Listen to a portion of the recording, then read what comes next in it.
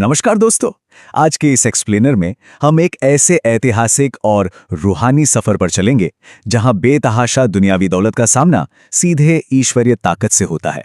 जी हां, हम बात कर रहे हैं हजरत सुलेमान और मलिका बिल्कीस के उस मशहूर और दिलचस्प वाक़े की। तो चलिए सीधे इस शानदार कहानी में चलते हैं। इमेजिन कीजिए, यरूशलेम की चिलचिलाती धूप है, हजरत सुलेमान का दरबार सजा हुआ है और उनके ऊपर परिंदों ने अपने परों से एक विशाल शामियाना तान रखा है। मजाल है जो धूप की एक भी किरण नीचे आ सके। लेकिन तभी कुछ अजीब होता है। एक परिंदा जिसे हुदहुद कहा जाता है, वो अचानक दरबार से गायब है। अब जरा सोचिए, इतने बड़े दरबार में एक छोटे से परिंदे के गायब होने से ऐसा क्या हो सकता है। पर सच तो यह है कि इस छोटी सी गैर मौजूदगी ने घटनाओं का एक ऐसा सिलसिला शुरू कर दिया जिसने आगे चलकर एक पूरी सुपर पावर सल्तनत की किस्मत ही पलट कर रख दी। खैर, कुछ ही देर में वो हुदहुद लौट आता है और अपने साथ लाता है एक बहुत ही चौंकाने वाली खबर। उसने हजरत सुलेमान को सबा नाम के एक बेहद अमीर साम्राज्य के बारे में बताया। इस सल्तनत पर राज था मलिका बिल्कीस का। वहां दौलत की कोई कमी नहीं थी, लेकिन सबसे हैरान करने वाली बात यह थी कि इतनी शानो शौकत के बावजूद मलिका और उनकी पूरी कौम उस परमेश्वर को छोड़कर सूरज की पूजा करती थी। उनका मानना था कि यही सबसे सही रास्ता है। अब अगर हम इन दोनों ताकतों को आमने सामने रखकर देखें तो एक बहुत ही दिलचस्प और साफ कॉन्ट्रास्ट नजर आता है।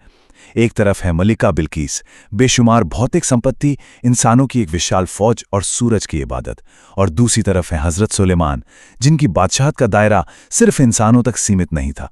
ईश्वरीय कृपा से हवाएं, परिंदे और यहां तक कि जिन्नात भी उनके हुक्म के पाबंद थे। एक तरफ इंसानी सैन्य शक्ति की पराकाष्ठा थी तो दूसरी तरफ बेजोड़ ईश्वरीय प्रभुत्व। ये फासला वाकई बहुत बड़ा था। तो इसके बाद क्या हुआ? हजरत सुलेमान ने उसी हुदहुद के जरिए मलिका बिल्कीस के महल में एक खत पहुंचाया। पैगाम एकदम साफ था, अहंकार छोड़ो और सच्चाई की तरफ आओ। खत पढ़ते ही मलिका हैरान रह गईं। उन्होंने तुरंत अपने सरदारों को बुलाया और सलाह मांगी। सरदारों को तो अपनी ताकत पर बड़ा गुरूर था, उन्होंने झट से जंग छेड़ने की सलाह दे डाली। लेकिन मलिका बिल्कीस एक बहुत ही दूरदर्शी शासक थीं। वो जानती थीं कि जंग अपने साथ सिर्फ और सिर्फ तबाही लाती है। इसलिए सीधे तलवारें निकालने के बजाय उन्होंने हजरत सुलेमान के नबी होने की सच्चाई परखने का फैसला किया, एक शांतिपूर्ण इम्तिहान। वैसे उनकी फौज कितनी विशाल थी, इसका अंदाजा लगाना हो तो सिर्फ इस एक फैक्ट पर गौर कीजिए। उस बैठक में मलिका ने जिन दरबारियों और सरदारों से सलाह ली थी, उनकी तादाद थी 312।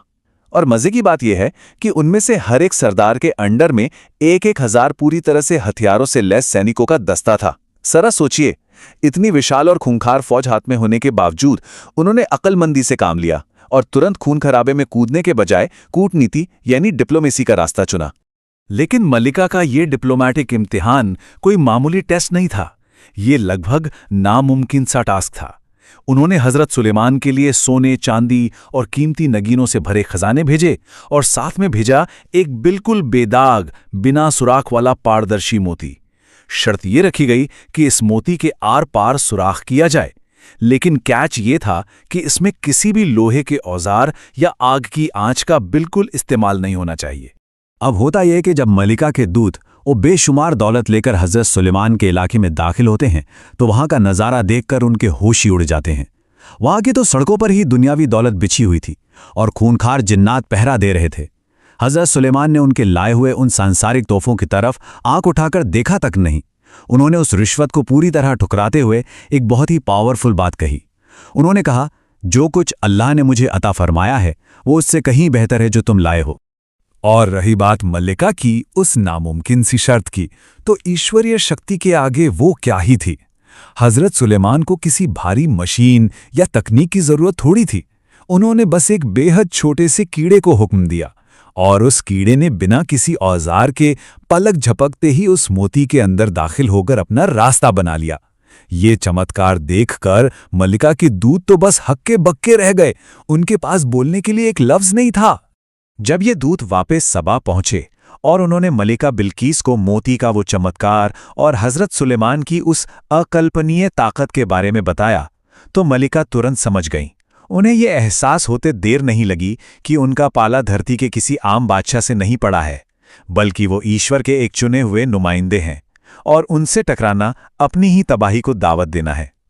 एक ही पल में उनका सारा घमंड चूर हो गया और उन्होंने पूरी तरह शांति और समर्पण के इरादे से यरूशलेम की ओर अपना सफर शुरू कर दिया। इधर यरूशलेम में हजरत सुलेमान को पहले से ही मालूम हो चुका था कि मलिका बिल्कीस समर्पण के लिए आ रही हैं, तो उनके पहुंचने से ठीक पहले उन्होंने अपने दरबार के सामने एक बहुत ही अद्भुत चुनौती रख दी। मलिका का वो भारी भरकम कीमती हीरो और मोतियों से जड़ा हुआ शानदार तख्त, जिसे 7 तालों के पीछे भारी सुरक्षा में रखा गया था।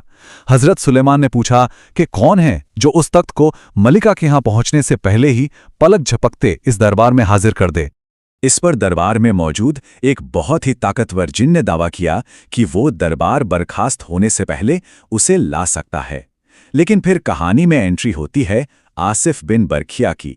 आसिफ के पास इस्मे आज़म यानी अल्लाह के सबसे महान नाम और ईश्वरीय किताब का गहरा ज्ञान था, और इसी ईश्वरीय ज्ञान की अपार शक्ति का इस्तेमाल करते हुए आसिफ बिन बरखिया ने वो विशाल तख्त सचमुच पलक झपकते ही वहां हाजिर कर दिया। ये दिखाता है कि ईश्वरीय ज्ञान की ताकत किसी भी शारीरिक या जिन्नों की ताकत से कहीं ज्यादा बड़ी होती है।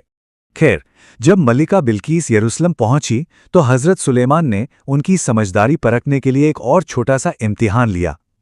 उन्होंने उस लाए हुए तख्त में थोड़े बहुत बदलाव करवा दिए थे, कुछ नगीनों की जगह बदल दी थी।